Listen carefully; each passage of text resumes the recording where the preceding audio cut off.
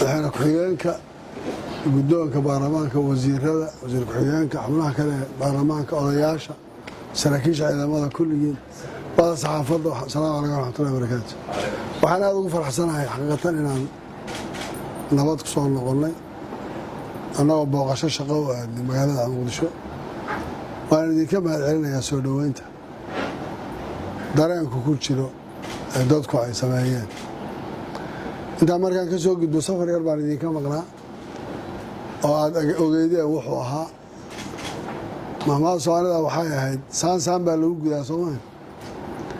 markaa saansaan ku gudbay ahayd oo ka dhalatay ka hor xilligii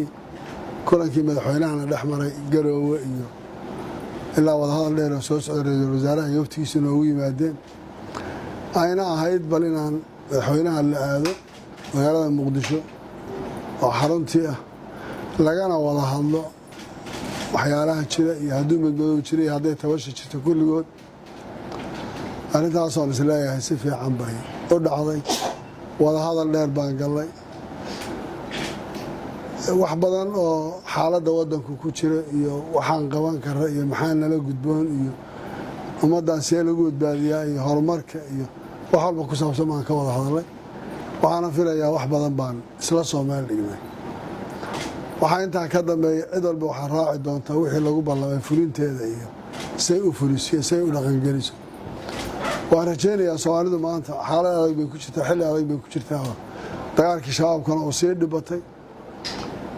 maceeshadii iyo dhib badan oo kalena uu jiro jiilaha hadda la galay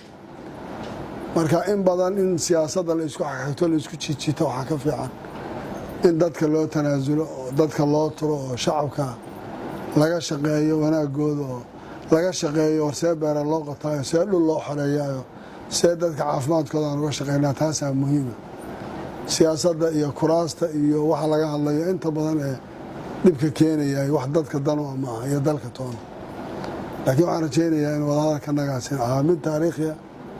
oo loo baahnaa meeshan tagna dee caasimaddii un bay ahayd waxaanu maqnaana waxaa dhowr cisho oo safar shaqaha bay ahayd guulla uu ku soo dhammaaday waxaa ka dambeeyana cid waliba iyo say u fuliso waxaa lagu heshiiyey iyo wixii si loo dhaqangelin lahaa unbay nin walba barbarkay ka baxdaa oo bakeyle qaleen u noqonaysaa aad baad u mahadsantihin salaam calaykum waraxmatullah